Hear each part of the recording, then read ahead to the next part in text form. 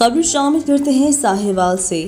نمائندے محمد عمران کھوکھر سے آج پنجاب راؤ سردار علی کے احکامات کی روشنی میں اور RPO ساہیوال طیب حفیظ چیمہ کی زیر قیادت اور DPO ساہیوال صادق بلوچ کی ہدایات پر ساہیوال پولیس کا جنسی ہراسگی اور چائلڈ ابیوز اور منشیات کے خلاف آگاہی لیکچرز کا آغاز۔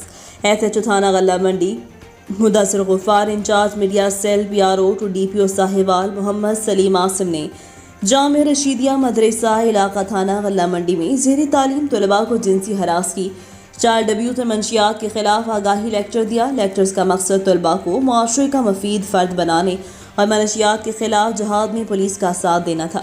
طلباء کو جنسی ہراسگی کے متعلق چوکنا رہنے، اپنے آپ کو ایسے ناصوروں سے بچنے کی تدابیر بھی بتائی گئیں اور پولیس کو اطلاع دینے کے متعلق بھی معلومات فراہم کی گئی۔